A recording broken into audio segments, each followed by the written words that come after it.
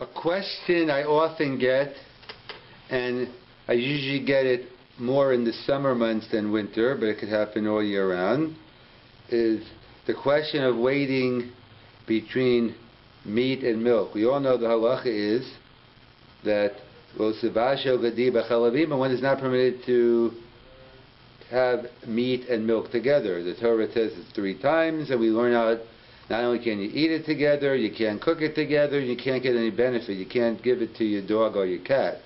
Not that it's a problem with them to eating it, the problem is on you because it's an Isser Hana. So that's the biblical prohibition. And then there's a Minhag Yisrael. The Gemara in Chulin discusses waiting from Suda to Suda, different customs. The traditional minhag is waiting 6 hours. Within 6 hours you have different shitas within the Rambam, whether it means 5 hours and 1 minute, 5 hours and 31 minutes. People have different minhagim, 3 hours, 1 hour. Here in Holland they have a wedding and then they wait an hour after they finish the meat and they bring out the ice cream and cheesecake. So there's a minhag Yisrael brought down that we have to wait between meat and milk. There is no halacha of milk and meat. Milk, some have a custom wait a half an hour, but basically wash out your mouth, wash your hands off, and you're set to go. The halacha is from meat to milk, so the tradition is let's go with the standard, the people who wait 6 hours. But whatever you wait, it's the same question. Whether it's 5 hours or 3, it's just a matter of when the question would come up. So, and we know it's very, especially among children, but it applies to many adults as well. People don't like to become meat. I know people won't become meat because maybe they'll have ice cream later or something else. But the question is, that it comes up usually on Shalosh Shidduch. You don't know exactly when you finished the cholent, when you had your meat lunch, and now it's time for Shalosh Shidduch, and you want to know if you could have dairy or not. So clearly, if you finished that one and it's 7 now, so you know you could have milk. You waited your 6 hours. However, what happens if you're not sure? You didn't look at the clock and you don't know exactly when the time was. So Pashas, our first answer would be a simple question about Safek D'Rabbanan L'Kul. We have principles in the Gemara. A doubt regarding a biblical law was strict. A doubt regarding a rabbinic law was lenient. So therefore, I'm not sure if I could have milk now, so therefore go ahead and it's not an issue. However, comes along the poskim and raised, but it's not so simple. We have another principle, a davar sheyesh lo matirin. Something, if you wait a little bit, it will become permitted. So Chazal tell us why rely on nullification, why rely on doubt. If you wait a little longer, it will become clear. Let's see, the classic case in the Gemara is a beya shenolda b'yantiv, is muksa. An egg that was born on yantiv is muksa. However, what about a suffix beya shenolda b'yantiv? So why don't we say Safek D'Rabbanan L'Kula? So the answer is because it's a davar sheyesh lo matirin. If we wait till Sunday, we can eat it, so why rely on any bittul? So the shaila is, normally in the case of a davar sheyesh lo matirin, we don't apply the principle of Safek D'Rabbanan L'Kula. So the question is, could we still rely on Safek D'Rabbanan L'Kula to have our ice cream or cheesecake at Shalosh Shidduch if we're not sure if it's 6 hours? So there's a famous tshuva of the Noda B'Yehuda. The Noda B'Yehuda is a famous tshuva where the case was, I guess they were at a wedding hall and they lit candles and they put the candles on the chair and they lit there, and the next morning they came back, someone removed the candlesticks and all the chairs looked the same and they had no idea which chair, and the chair was muksa, so you couldn't use that one chair, but you had 99 other chairs. So what do? Are you allowed to use the chair or not? Do we say it's batu within 100, perhaps a Safek D'Rabbanan? What about it's a davar sheyesh lo matirin, that if you just wait until after Yantif, you can use all the chairs. So the Noda B'Yehuda, as a Beit Chiddush, he writes, when do we say we don't say Savik Rabban Ukua on a Dava Sheyesh Lo Matirin. That's only on something that's going to be consumed. Something that's going to be eaten. So therefore, in the case of a Be'at Shenol B'Yantiv, a Safek Be'at Shenol B'Yantiv, if I only can eat it once, why eat it now when I can eat it 100% Heter after Yantiv? However, something is not being consumed where you're going to, or something where you're going to consume many times. So for instance, the chair, you want to use the chair now, you want to use the chair later. It's not something that's consumed, so you don't apply a Dava Sheyesh Lo Matir. We don't not apply the principle of Savik Rabbanan L'Kua. The same thing here. A person wants to have milchets now, they want to have milchets for the Malava Malka, so therefore it doesn't fit into the category of a Davar Sheyesh Lo Matirin. Davar Sheyesh Lo Matirin is not a problem, it only applies to something which is consumed, and only consume it once, so you might as well wait and eat it beheter. Over here we're talking about where it can consume many times. So therefore, back to our original question then, if you're not sure if it's 6 hours are up and you want to have dairy for Shalosh Shudas, so we apply the principle of Safek D'Rabbanan L'Kua, a doubt regarding a rabbinic law will lenient. What about a Dava Sheyesh Lo Matirin? If we wait another hour, then we'll know for sure that it's after 6 hours. No, since we want to have milk now, we want to have milk later, it's not something which is consumed, so we don't apply the principle here of a Dava Sheyesh Lo Matirin, and hence we go with the original principle, Safek D'Rabbanan L'Kua, and one is permitted to go ahead and eat dairy at Shalosh Shudas, even if they're not sure if their 6 hours or their appropriate time period is complete. The Torah tells us in 3 places, Lo Savasho Gedi Bachel of Imo, that there's a prohibition to have milk and meat together. The Torah writes in Lashon Bishul, it's prohibited to cook milk and meat together, and the Gemara discusses why do we need 3 times. In 3 different places in the Torah it gives the same verse. Why do we need it 3 times? So the Gemara tells us, Echad L'Isser Bishul, there's one Isser in this cooking milk and meat together, that by itself is Isser. In addition, independently, there's an Isser of eating that milk and meat that was cooked together. Milk and meat not cooked together is not a biblical prohibition, it's just rabbinical. But eating that cooked milk and meat together, and there's an isser to get benefit. If you have a dog, a cat, some animal, it's prohibited to give them basar v'chol, not because they can't eat it, you're not allowed to give it to them. You're getting benefit by feeding your animals. So the Torah tells us in 3 places not to cook, not to have milk and meat together. So we know that is it more of a transgression if it's literally the mother and the child than meat and milk together? Like the pasuk says, the goat with his mother's milk, right? Right. As opposed to somebody else, a different goat and a different cat. Is there even a higher transgression if it's literally the mother? Right. Like 2 brothers. Yes. The Pashas, it's the same. They discuss why it gives the Gedi. There is a discussion about it has to be an animal. There is a Rabbi Akiva Eger who discusses that it has to be an animal that actually has the ability to give milk. That's why they say that was the whole big chiddush Rabbi Akiva Eger. He didn't want COR hasn't taken it on yet, and no one else has. But that's an issue. Is if you could find cows that are treifa, like that and the Gemara says, I'm not sure what science is about it, but the Gemara says if a treifa, you can't have children. So they discuss whether you can have that milk. That's a discussion in theory with Rabbi Akiva Eger. But Lamaisa, there's no difference. But there is a discussion among the Rishonim if that could play a role or not. But we haven't accepted that Lamaisa. So people, even those type of milks, we don't. But there's a discussion on it. So there's a prohibition of milk and meat together. That's clear. That's biblical. However, there's a minig Yisrael. Not only don't we have milk and meat together, but some people have a minhag waiting in between meat and milk. In other words, between milk and meat, there's no real halacha. There's a zohar about a half an hour, but the straight halacha is you have to wash off your hands, you have a drink, you have maybe a l'chai, you have something to wash out your mouth, and then you could go. The zohar writes are waiting a half an hour, but strictly speaking, there's no problem of having meat after milk. That's why the minhag on Shavuos, some have dairy, then they wait and then they have the meat.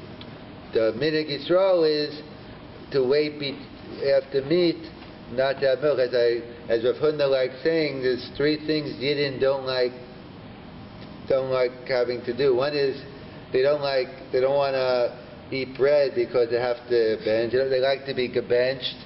They like davening to be over. They like to be kedavender, and they don't like being meat because they can't have milk after. Also gemalit.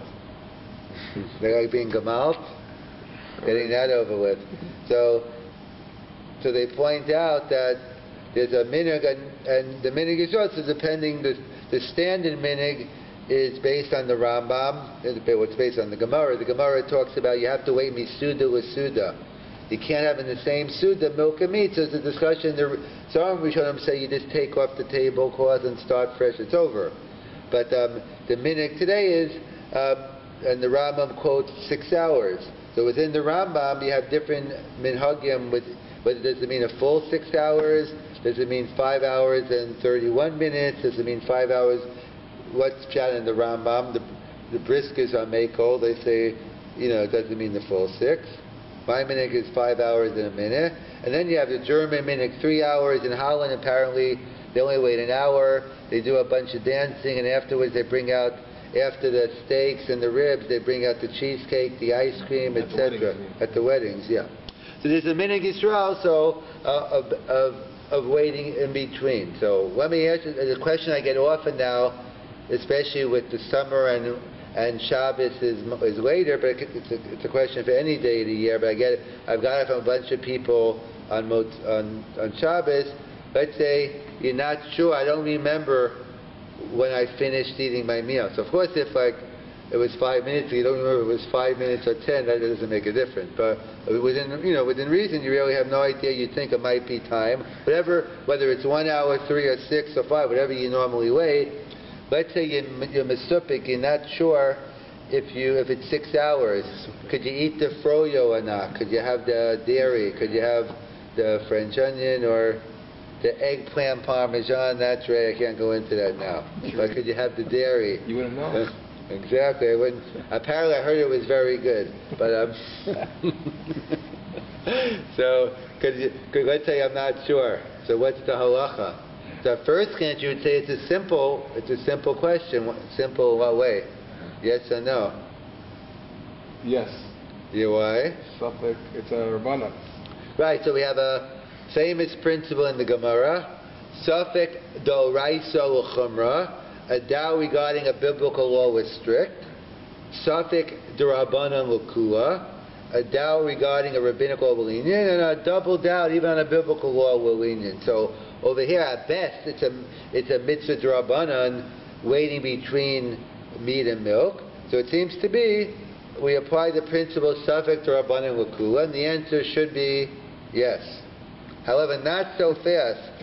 Not that it won't be yes, but not so fast that we can rely on Safek d'Rabbanan l'kula. Why not so fast? Because we have another principle. We have a principle in general. It's called a davar sheyesh lo matirin. Something that if you wait a little while, it will become permitted. It's a discussion. Let's say chametz on Pesach. There's a din d'Rabbanan that if you own chametz on Pesach, it's a kanash, you can't eat. It's chametz on Pesach. But min Torah, biblically speaking, you can eat the food afterwards. In other words, why there's halacha of bitul b'shishin. Let's say if a little milk falls into the chicken soup, 60 times the volume, so the chicken soup is mutter. Let's say a little chametz, a little piece of bread fell into your chicken soup over Pesach. Afilu be'elof lo bato. It's not nofa, because since if you waited till after Pesach, it would become permitted, so therefore we don't apply. Why rely on bitul, on nullification, if you just let some time period go and become permitted? So the classic case in the Gemara is in the beginning of Gemara Beya. That will be Daf Yomi during Pesach next year. That's a separate issue. So the Gemara, so there's halacha of muksa. It's a Beya shenolda b'yantav. An egg which is born on Yantav, so the halacha is you can't eat it. It's muksa, because you need something prepared before Yantav. Since it was created on Yantav, so it's a din of muksa. You can't eat it. The Gemara asks, what about a suffix beya shenolda b'yantiv? You're not sure. Let's say it was ben hashmashis. You're not sure whether this egg was born on yantiv or not. If it's born on yantiv, you can't eat. If it was born every yantiv, you can. So, and it's muksa is only a din d'Rabbanan. So I would say, oh, suffix d'Rabbanan l'kula. The Gemara says, no, sorry. Davar sheyesh lo matirin. Why rely on nullification? If you wait until after yantiv, you're going to make your omelet. Why should we eat the egg now? Why waste it? And therefore, we don't apply the principle of bittul. Bittul is when there is no other options, like milk and chicken soup is never permitted.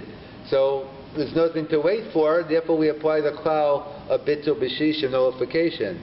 But something that could be permitted later on, like a beya shenolda b'yantiv, so therefore we don't apply the klal of bittul here. You're shaking your head? There's a difference. One's chefsa, one's gavra. Yeah, but I'm saying there's a difference. I don't see the analogy to the which milk case? and meats.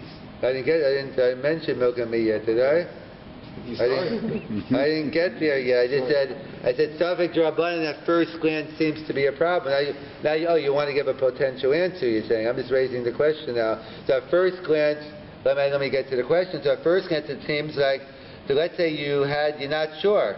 So you would say, oh, well, why rely on a doubt of suffix? It's a davar sheyesh lo matirin. If I wait another hour, I know for sure it's 6 hours, so therefore maybe I shouldn't rely on suffix d'Rabbanan. Maybe it's a case of davar sheyesh lo matirin. If I wait a little longer, I could definitely eat the ice cream. So therefore, maybe even if it's a doubt, that's the question. Do we apply davar sheyesh lo matirin to our case of eating the dairy if we're not sure if it's 6 hours or not 5 hours? So there was a famous case in Yerushalayim. There was a big tumult in Yerushalayim. See, in North America, what do people get excited about? I'm not excluding myself. What do people get excited about? Ribs, steak. They get excited about sushi, pizza sushi, maybe the Godzilla, some good froyo, a good shawarma place. That's what we get excited about. In Yerushalayim, not that some people don't, but they still get excited about halacha. I get excited at both halacha and I get excited about those. I fit into both places. So in Yerushalayim, there was a big tumult one Shabbos in Yerushalayim. What happened? It was at some type of simcha. Even if it wasn't a simcha, doesn't make a difference. But they rented a hall, and I guess maybe it was Sheva Brachas. And the kal, whoever, they lit the candle, and they took one of the chairs and they put the candle licht on and they lit. So the lach is that chair is muksa because without going into all the laws of muksa, the bottom line, you can't use that chair. Okay, everyone knows that.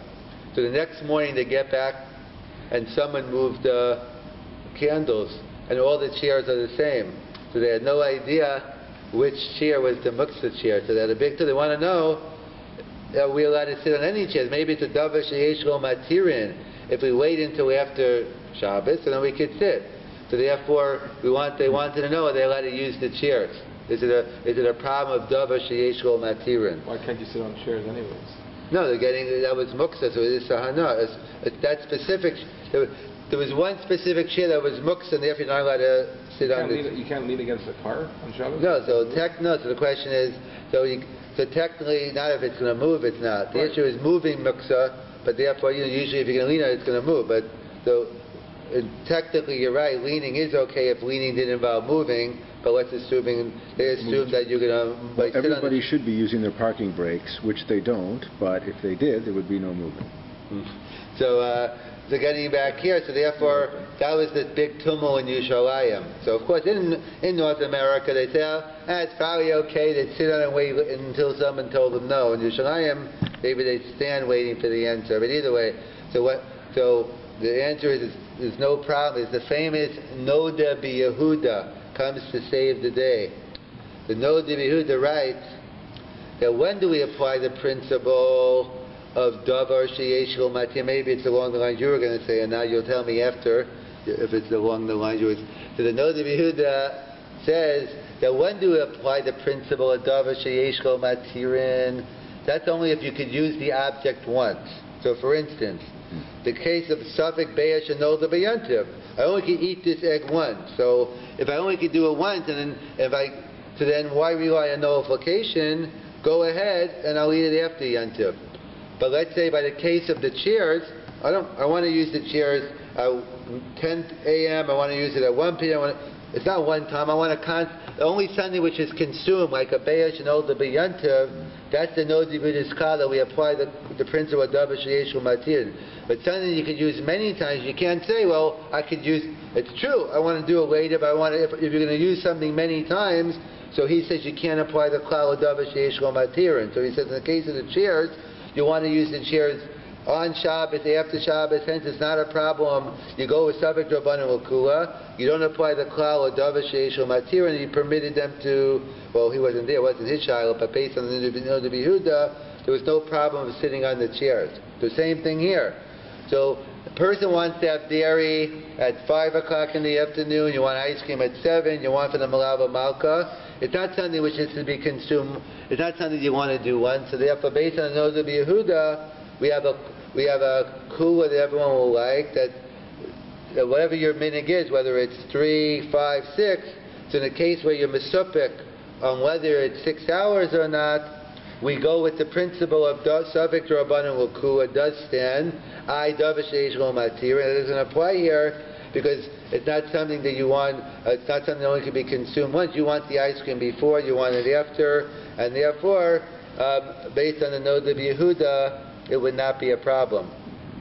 Questions? Comments? The ice cream that you're going to eat, you can turn it off if you want. The ice cream that you're going to eat, you only can eat that once by definition because it's in your. No, but it doesn't mean. But let's say you have let's say you have a quart of ice. It doesn't mean like it's not specifically what you have in your home. I'm saying is but if you would eat three eggs that were hatched on Yontiv. In theory, you should be able to have one egg now also. Because you can have an egg later, you can have an egg earlier, but we said you can't because it's the Davar Yesh Material. So why is it different with the ice cream? No, he said no. He's right. It's not so much. His klal is you could be cholik on this klal. His klal is the egg is a person can only have the person's having the egg once. You either can have it.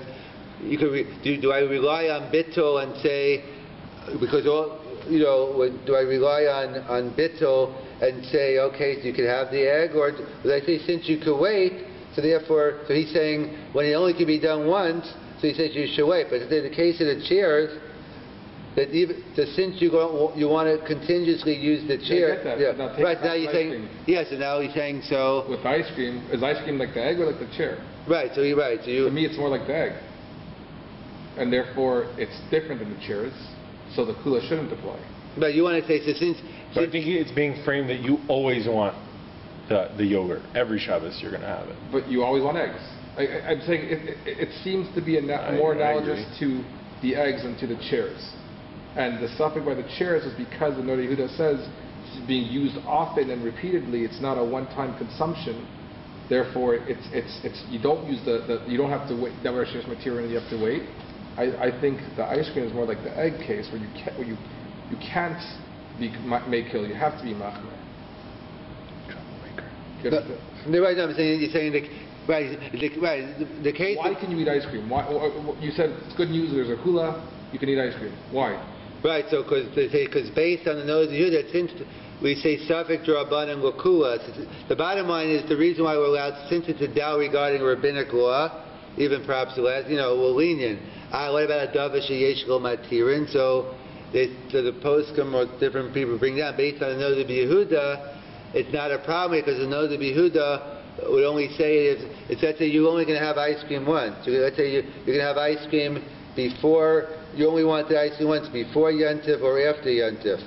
So therefore, then if you're only going to have it once, then you should wait. And why rely on? So it could be right. So maybe you're saying if the point is you only had enough for one scoop and you only could have it, maybe. I think every time you bite that, you eat that ice cream, whatever serving ice cream you're eating, that's gone, just like the egg. And therefore, the Nodi Yehuda doesn't help us here. Can't step into the same river. That's based on the way that you explain it. From what I understand, it seems like the Svara would dictate that the Nodi Yehuda heter by the chair wouldn't apply by the ice cream.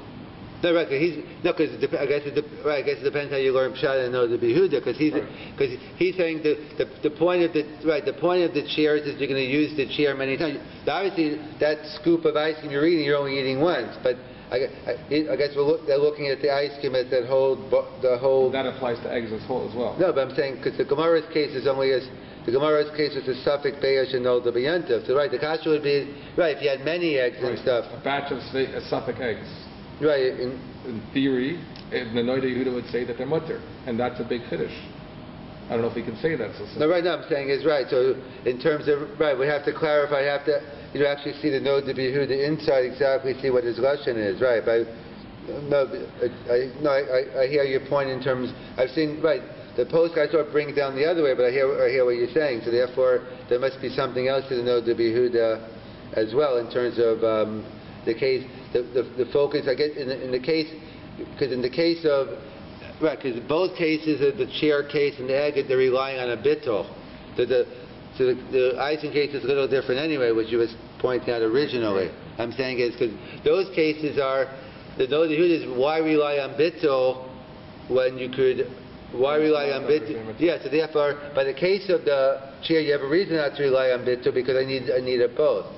Here, the case of the ice cream isn't really bittul, so it's a little, it's different anyway because it's not the case. Well, it's not the case that you have a couple of ice creams, you don't know one's part of. Right. Yeah, so I mean, you could, so you could definitely ding-sock on the comparison to the ice cream case. The bottom line, we'll all take the kula anyway of at Savik Rabban and Kula, and we'll still stick with that. That if you're not sure, you could go ahead and eat the ice cream. The Gemara tells us in Chulan, Av Yud Zayin Amen Aleph, there's a discussion in the Gemara when the Jews traveled in the Midbar, what type of meat was kosher. It's clearly the full laws of Shechita, of slaughtering, did not apply until the Jews entered Eretz Yisrael. What was permitted in the Midbar was this discussion in the Gemara. So Rabbi Kiva was talking about Basar Nechira, and was okay in the Midbar, and when they entered Eretz Yisrael, it was time. So the Gemara asked by Rabbi Yirmiyah asked, Every Basar Nechira Echnisu Yisrael Imam La'aretz. The pieces of meat of animals killed through the process of Basar Nechira, what happened when they entered Eretz Yisrael? They had the leftover Basar Nechira from the Midbar. Whatever happened when the Jews entered Eretz Yisrael? Mahu. Were they permitted to eat this Basar Nechira in Eretz Yisrael? So the Gemara clarifies the question. We're all familiar with, the Gemara tells us in many places, that there was, when Yoshua took the Jewish people into Eretz Yisrael, it took 14 years. Sheva shekivshu v'sheva shechilku. 7 that conquered, 7 years conquering, and the next 7 years dividing up the land. So the Gemara wants to know, what are we talking about, the first 7 years or the last 7 years? So the Gemara says,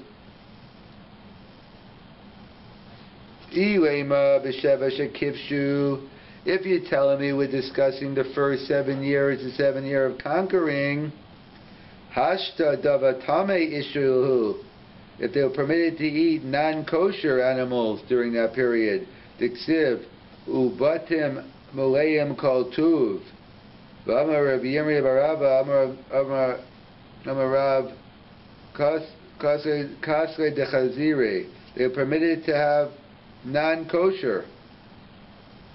So if they were allowed to have real treif, kadre de chazeli, so therefore the chaziri, so therefore basar nechira and mibai, is there any question that the piercing meat they could have? Because even pigs were perhaps permitted. So what are we worried about? So elo, but then it can't mean the first 7 years. Elo wavid or elo achakan. Or maybe you could argue, no, we are talking about the first 7 years. You're allowed real treif. Mi yishtuhu. So the Gemara says, ki yishtuhu shal shel ovdei chachavim. what was only permitted when they went into their homes in the Old Zara and then conquered the lands, and they were able to take their food. But the Dolo Ishuru, but their own non-kosher food did not become permitted. So, therefore, maybe it is talking about the first 7 years. The fact there was a special dispensation for Kadle de Chazeri, but this type of Basa Nechir perhaps not. That's the Gemara's Kasha Teiku. The Gemara leaves it unresolved. Teiku. So the question is, the commentators ask, like, what do you mean Teiku? Like, when is this question halacha l'maisa? We no longer have the heter of kadli de chazeri. We don't have any basa nechira. So I mean, what are we talking? Why does the Gemara want to know? So, it's Rashi out the summary. It's darash v'kebel schar. It's not halacha l'maisa, but as always, we want to learn and receive reward for it. Like the Gemara talks about the discussion of Ben Sora, Morir, and Nidachas. However, the Rush quotes in Kulin, perhaps there is a question. There is an issue, halacha l'maisa, because in a different realm, because the Rush talks about there was a prohibition, a rabbinic prohibition later on of gvinas akum, that even though the ingredients are 100% kosher, but if the Gentiles are involved in the process, you can't eat it. It's a din d'Rabbanan. So, what happened? Let's assume someone had a 5-pound package of was then kosher cheese, and now they made a takana, and now you can't eat it. So any new cheese has to go through that process. What about leftover cheese? If you have cheese before the takana of gvinas akum, are you permitted to eat this food or not after the gzeira? So that's the rush. So that's what the rush raises. So he says, where do we have precedent? For instance, he quotes us the Gemara in Chul and Dav Yud Zayin. So he says, we have a general principle in the Gemara, Safek da'oraisa l'chumra, a doubt regarding a rabbinic law will lenient, a doubt regarding Safek da'oraisa l'chumra, a doubt regarding a biblical law was strict, Safek d'Rabbanan l'kula, a doubt regarding a rabbinic law will lenient. So when it comes to basa nechira, so then you're talking about a din d'oraisa of kosher, so then we have to be machmir, we can't eat it. However, gvinas akum is only a din d'Rabbanan, so therefore one could be lenient and one could eat a gvinas akum even after, if you have leftover, even after the gzeira. You just can't make new type of cheese like that. So that's the Gemara in Chulin, and the Rosh writes it is halacha l'maisa. He attaches it to gvinas akum. Comes along the Chidah and even takes it a step further. The Chidah writes that, what about the following case? That Mishanichnas Av Mamatim B'Simcha, when the month of Av enters, we diminish our joy. And one of the specific issues we have is not to have basar v'yayin. We don't have, because meat and wine represent simcha. Ein simcha lo basar v'yayin, so we stay away from them. There are other reasons that, remember the korban abayis, we no longer have korban shlamim or wine libations, but there's a issur to have basar v'yayin. However, for Sudas mitzvah or on Shabbos, one is permitted. So the Chidah raises the question, what about leftovers? You made the food for Sudas mitzvah, you made the food for Shabbos, and now you have leftover. You couldn't gauge it exact. Are you permitted to eat the leftovers on Sunday or during the week? That's the shaila of the Chidah. The Chidah wants to go back. He said, we have the rush about comparing the Gemara in Chulin to the case of gvinas akum. He said the case of the meat, that's a safek d'oraisa l'chumra. So so then it's a problem. But the Gvinas Akum case is only D'Rabbanan, so Savik D'Rabbanan L'Kula. There comes along the Chida and says that having meat during the 9 days, maybe maybe Sudas HaMafsekes or Shua Shachalba might be Midin HaGemara, but it's only a minhag. It's a din D'Rabbanan or minhag like Gvinas Akum. So we should say Savik D'Rabbanan L'Kula. That's the suggestion of the Chida. However, most poskim do not assume like the Chida. We assume we don't eat leftover. Why not? What's wrong with the time of the Chida? Savik D'Rabbanan L'Kula. So there are many differences, but the shaila is, when do we say Savik D'Rabbanan L'Kula? We don't say if it's a davar sheyesh lo matirin. Something that could be permitted later. So why rely on nullification? Why rely on a suffix? So when it came to the case of the Gvinas Akum, once the takana came, that's it. You can't eat the cheese anymore, ever. So therefore it's not a concern where if you wait a little longer it's going to become mutter. It's never going to be mutter anymore. So therefore we'll rely on the klal of Savik D'Rabbanan L'Kula. However, when it comes to the 9 days, depending how the takana was made, that let's assume they made it in advance, etc. But the takana was, everyone knows it's for 9 days you can't have meat, but after 9 days it's permitted. So therefore, why rely on Savik D'Rabbanan L'Kula? It's a davar sheyesh lo matirin, and therefore one should wait to eat the meat after the 9 days. In fact, that's what we discussed yesterday. There's no Rabbi Yehuda regarding. He wanted to make a distinction that the Gemara we know by a Savik Be'et Shenol D'Miyantav, we don't eat it because it's a davar sheyesh lo matirin. That was the case of the Rabbi Yehuda. They used the case in the Yerushalayim. They used the Rabbi Yehuda for the wedding case with the chairs. So he said that they weren't sure the chair was muksa, then they got mixed up. You're not sure which chair was muksa, so they wanted to base on the when do we say davar sheyesh lo matirin? If that thing could only be used once, so an egg can only be used once, so therefore davar sheyesh lo matirin you wait. But the chair could be used many times, so therefore I want to sit on the chair now and after. Therefore you don't apply the klal of davar sheyesh lo matirin. It could be used many times. So that was the question, do we apply it to the case of, you're not sure if you waited 6 hours or not for when you had meat last. So they wanted that since you want meat, you want to have the dairy before, you want to have dairy now, you want to have it later, so we don't apply the klal of davar sheyesh lo matirin. You could have dairy, but over here, so perhaps for the case of the meat, here you can only consume the meat once, and therefore that's a whole discussion. But since it's you only could have this meat once, so therefore you might as well wait until after.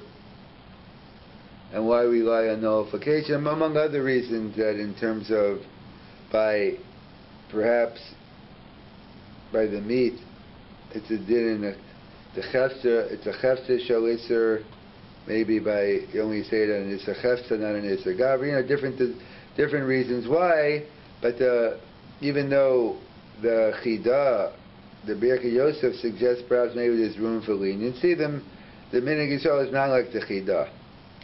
And so, however, if one has to eat because of medicinal reasons, so as I always say, it's best then you should have leftovers, because at least you have the chida, and you should have leftover chicken, because b'din ha-gemara, it's only real meat, biblical meat, and therefore that is the minhag that we try to gauge as much as we can. But today it's not an issue where we have freezers, or you give it away, give it to someone else. The minhag seems to be not to eat leftovers from the 9 days.